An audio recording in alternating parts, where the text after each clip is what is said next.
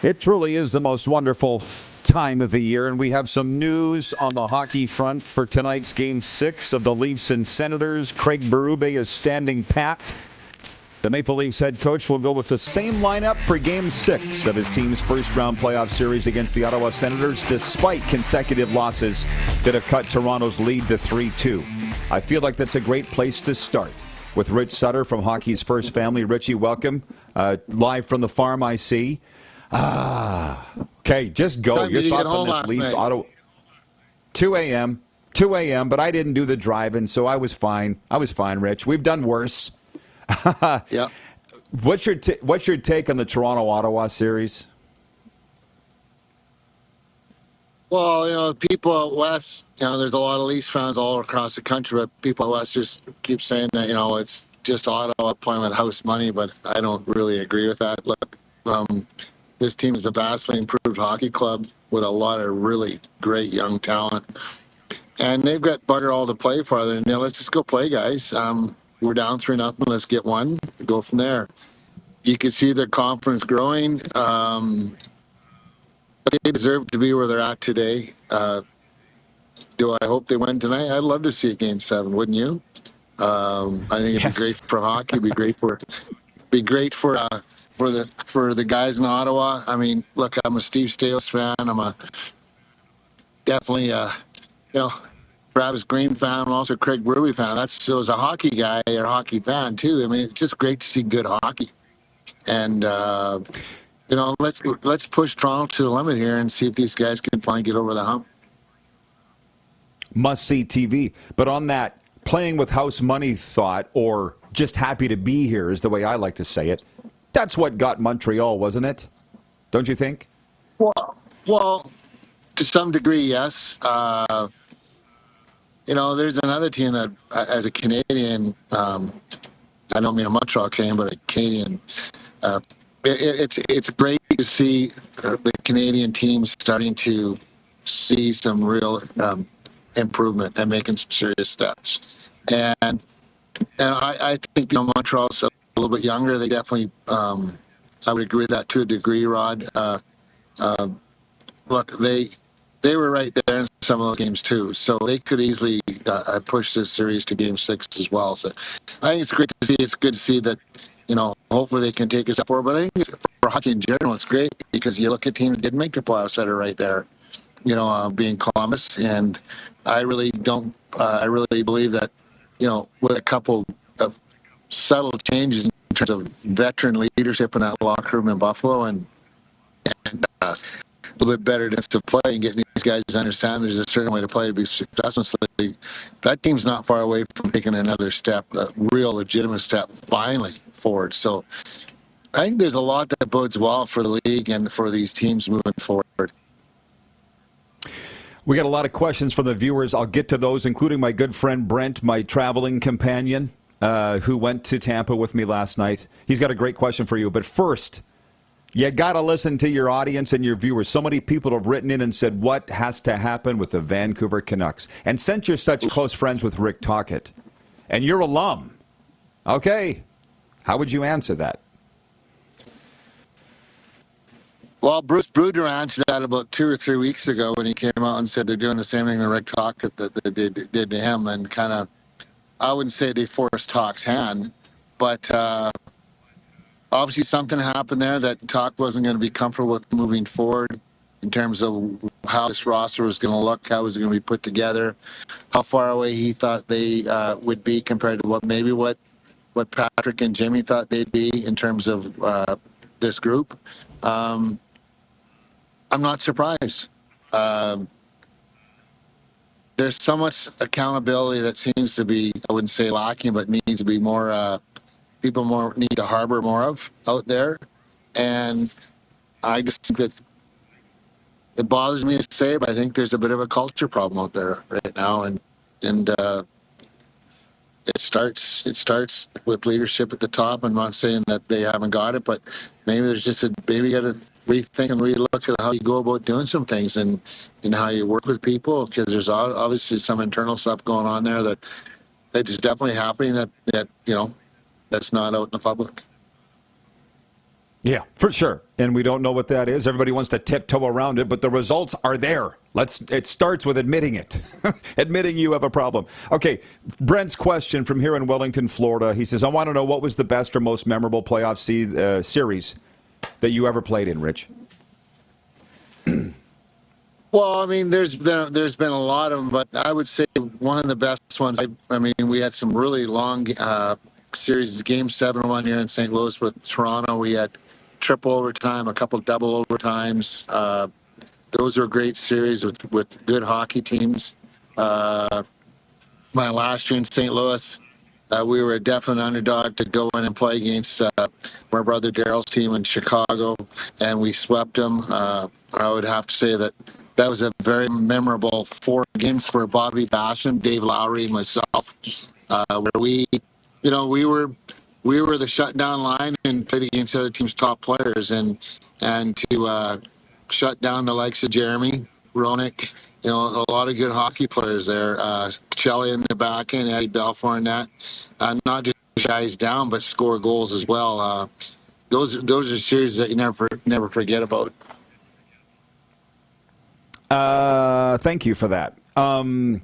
The Jets fans are wild, specifically David Asplin, who wants to know your thoughts on the Department of Player Safety saying there will be no supplementary discipline for Schen's hit on Mark Scheifele last night. He says, did they get it wrong?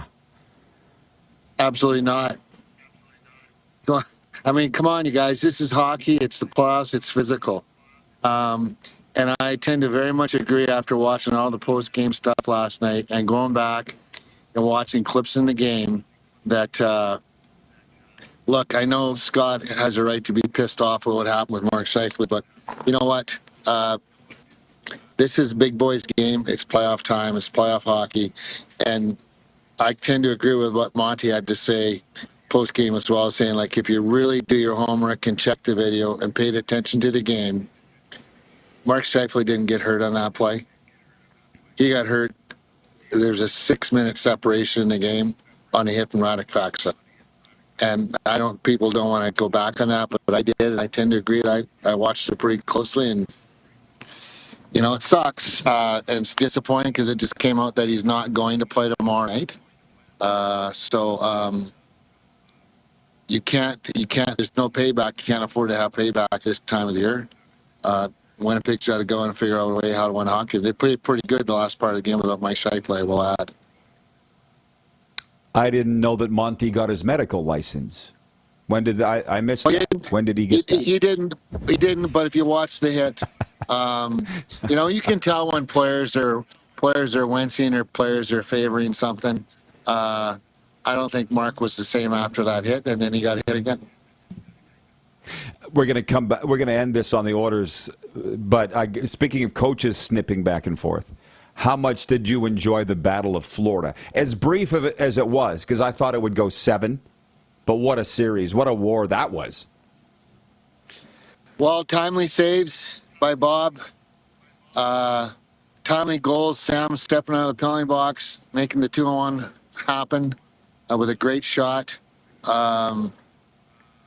Just the way they shut down Tampa was a really feather in Florida's cap in terms of what this team is capable of doing when they start to ramp it up.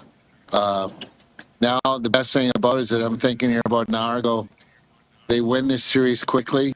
Yes, Carolina's done. Yes, so they're waiting to, for the next round of scheduling to come out. But this gives them more time to rest whatever issues they have. It also goes to show they can play well in other teams, very good teams' buildings without Blood in the lineup, because they will not have them for the next game. I'm not surprised. I mean, it sucks because Tampa's a hell of a hockey team, too.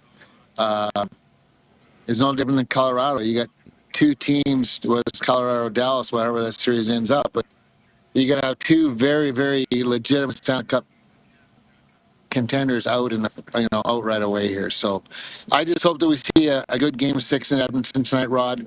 I definitely want LA to win tonight, to at least have another Game 7. Game 7s are awesome to see, awesome to watch, awesome to be a fan. And, I just don't know how LA will figure that out tonight. But they're gonna have to bring some skating boots because they definitely forgot them at the practice rink in El Segundo in Game 5. Well, speaking of Alberta, the Alberta sky looks beautiful over your shoulder. I got to tell you that. But whatever everybody's favorite series is, I'm asking a lot of people. And the polls say L.A. Edmonton has been the wildest series, the most goals, the comebacks. Oh, my God, it's got everything you want. It's got to have a Game 7. Like you say, how did we get to this point? It's been extreme. From one, just a flip of the switch on momentum changes. Obviously, Edmonton definitely had it all game the other night, but LA, I just couldn't believe how they stood around and watched the game all night. It wasn't necessarily what Edmonton was just doing; it was what LA wasn't doing. And if they play like that tonight, it's going to be over within the first 10 minutes. So, Darcy Kemper will have to have a big night, but hopefully, some of their big dogs will step up tonight too. Did you end up going to the WHL game last night in Lethbridge, or have you seen enough of Medicine Hat to know that they're a wagon? No, I've been to games, and I'll be out to Medicine Hat for the next round too. Looks like probably Spokane. So, it was an incredible. I mean, Leopards came back in the third period, got a couple, kind of innocent-looking goals to make it tight, but you could just feel like Medicine Hat just kind of looked at each other and said, "Okay, time to get serious again."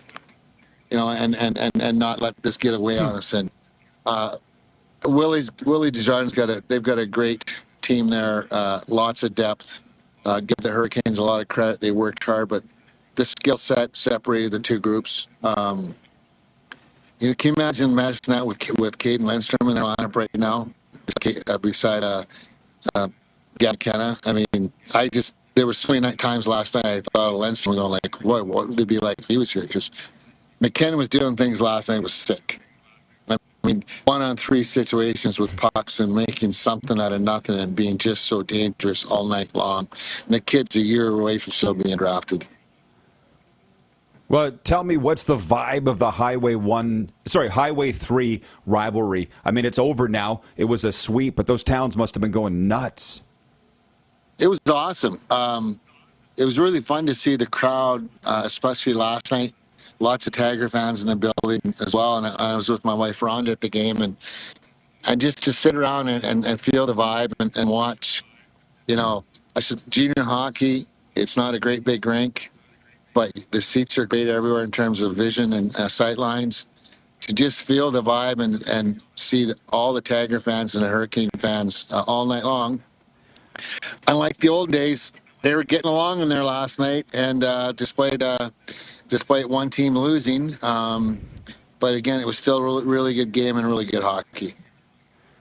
Okay, Rich, I will pass that along because Randy Moeller always asks about you. You know what he says? Richie's father-in-law, richest guy in Lethbridge, richest guy, owned the Broncos. Well, I know what Randy thought that was because I think it's a long way from that. So I got to still buy the guy a goddamn cup of coffee, so. I know. You can pass that along. Thanks, Rich. Enjoy the hockey. Thank you. Okay, we'll talk soon. Let's go Panthers. You bet. Keep in touch. You bet. Go Cats, go. Bye. Vamos Gatos. Apparently that means go Cats, go. I don't know. But we laugh because Randy Moeller is so bloody funny. Former Lethbridge Bronco, of course. I see him all the time. And this came up the other day. It was the night the Rangers were here, and I was wearing a red tie with my suit. And Moeller came by, because I knew I was going to meet Sam Rosen that night, the legendary voice of the Rangers. And I said, I got my Randy Moeller starter kit on. And Randy started laughing, and he goes, you know why we wear red ties? He goes, the owner, Mrs. Viola, Vincent Viola's wife, said, I think I'd like to have my announcers wearing red ties on the broadcasts. In come the red ties. It's never changed. So if you just want to know, look, we talk about it on this show all the time, and people don't understand the influence that owners have. Right down to the owner's wife saying what the broadcast team wears. It's not bad. What I'm telling you is the influence that some teams have. Seems to be working right here. Okay, we'll be back Let's get the text line going. It's very quiet in here today. 902-518-3033 for Progressive Insurance. And, we'll be right back. We're live on Game Plus TV, streaming live and podcasting wherever you enjoy your podcasts.